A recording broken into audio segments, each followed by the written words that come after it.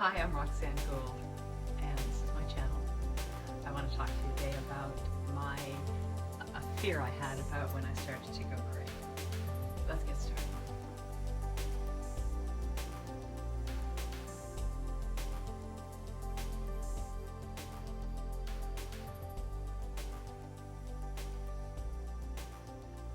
Maybe you're watching this video about fear of going gray because you're in that stage when you're starting to go gray and you're wondering if you should continue with it and take that leap in the transition of going gray completely. This is a really opportune time with COVID, where we are out of our usual routine of going to the hair salon, and I know that many of you are starting to let it grow in because you haven't been able to go out and cover it yourself, or haven't found the right color in a box in a store, and maybe all of you have gotten a jump into it already and might be showing a few inches of growth. And kudos to you for doing that, because that already is a leap of faith going in the right direction. But if you're still on the fence, because you can always go back and color your hair now that things are starting to slowly reopen, and you can go back to the salon. Just remember that you're already over that hump of the first few inches growing in. And I didn't have that luxury of having to stay home and not being able to go out to a salon to cover my grays. No, when they started to come in, I was in my late 20s, and I was really scared because my fear was that I wouldn't be able to work anymore. I was afraid that I would lose my job. There are women today in different professions that have let their hair grow gray and have lost their jobs, but they're not told that they're losing their job because their hair is gray. It's kind of a roundabout way that they're, let go. And my job, as some of you might know, is in the fashion industry. I am a model, and this was about 40 years ago when I started to go gray. And at that time, there were no classic divisions, in the agencies. Clients were not calling up asking for gray-haired models like they are today. And it was a scary time for me. I was really certain that I would be irrelevant in my profession and not have an income. So that was a really big fear. And I let it get the better of me, and I colored my hair for, 10 years, give or take a little bit. And that was when I reached a point of being really fed up with it after 10 years, because it was time consuming, it was costly, it was toxic, and I really didn't care anymore about having to go through that process to color my hair in order to keep my job. I thought, I'm going to give up my work. My job is over. I can't continue dyeing my hair. I reached that point where I just knew that it was enough for me. It was time for me to fully transition, regardless of the consequences. So I looked fear right in the face, and I conquered the fear by jumping into it. And I love the expression that everything you want is on the other side of fear. Fear can be a great thing to make us be even more determined in what it is we want. It's a strange thing that fear will come up and stop you in your tracks, even though you want something. So there I was, wanting to stop the process of going to the salon every few weeks, and I just brazenly looked at my fear of losing my job, threw it out, tossed it to the wind, didn't let it affect me anymore, didn't care about that fear.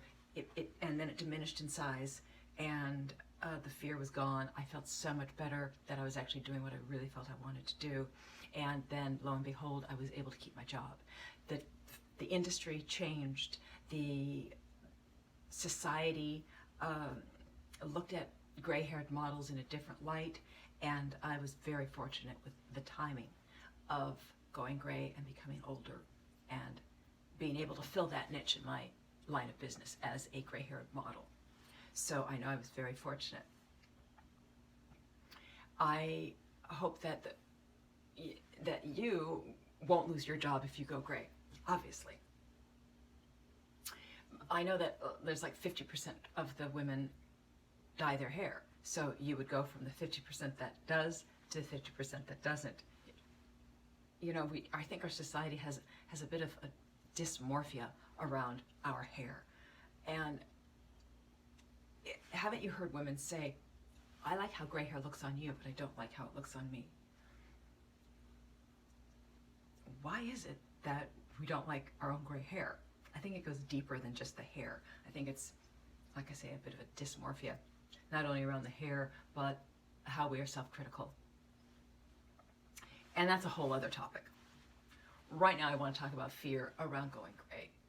And when you jump into that fear, the fear diminishes. You become happier because, first of all, the fear is gone and you're going towards something that you like, that you know that you want. You reach a point, it's kind of like love, you know, it's hard to explain when it arrives, but when it's there and you know that you're in love, you know without a doubt.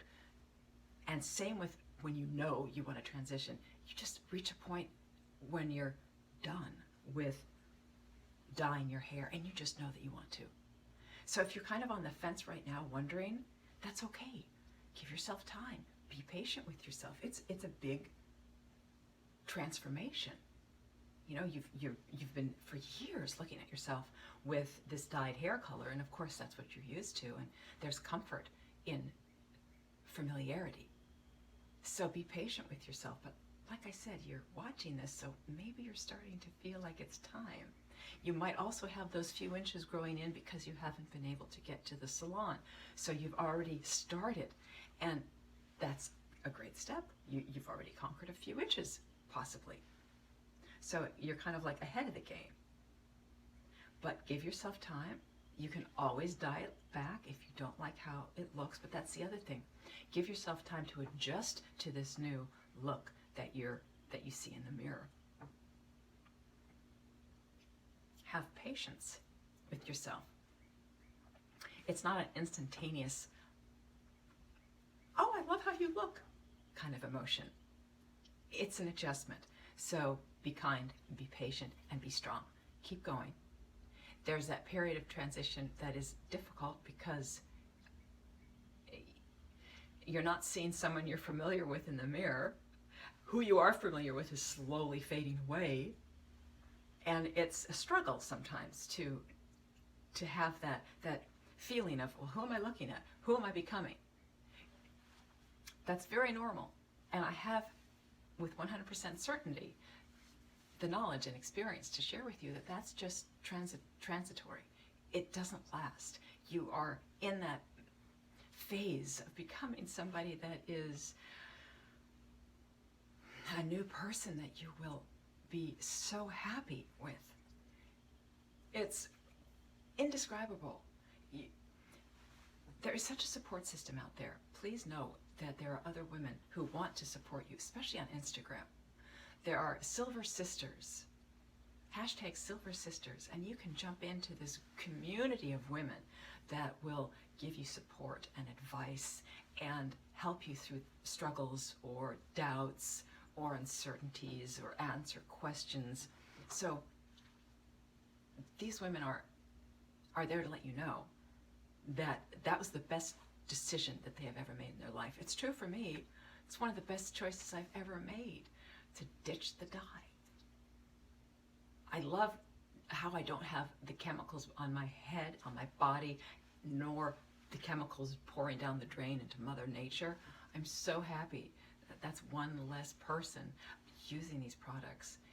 And you've heard me say before, yes, if you want to dye your hair, at least do a natural product, a henna product that is safer for you and the environment. One more thing I'd like to share about going gray. Okay, I mentioned the empowerment, the wonderful decision that you will have made if you do go gray and you jump over your fear and you get through your fear and you embrace the transition and you've become strong and patient with yourself. Consider one more thing. Consider the effect you will have on the younger generation. We need more role models for the younger generation to look up to. There are just a few famous women that the younger generation have to look up to. There's Christine Lagarde, Helen Mirren, Ruth Bader Ginsburg, and now, fortunately, Jane Fonda. Yet, that's very small. That's a very small number. We need more. So if you go gray, you will have an effect, a very positive effect on these younger women, to show them that you can get older, rock gray hair, and still be a contributor to society, still be healthy, still be happy, still be a woman that has something to offer. So if you dye your hair, if you stop dyeing your hair, you are then becoming like a torchbearer, a light bearer for other women that are wondering if they should do it, as well as the young women that need older women to look up to emulate, to aspire to be inspired by. I hope you kind of like get the picture that it's just not your hair. It's an action that has reverberations that you might even cause with somebody you don't even see, but they see you. It's slowly becoming more of a movement. Slowly we're starting to say that women of a certain age, women that are older, women that go gray, are still here. It's like a beauty enhancer, but beauty on a deep level, not always on a surface level, but on a deep level. It says so much that it says a lot about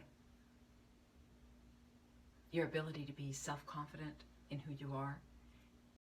So remember, give yourself time to make the adjustment, jump into that society of women that are there to support you, and believe in your heart of hearts that you will look back when you are fully gray and think that was the best choice that you've ever made. Yeah, I know it was for me. So, I love you. God bless you.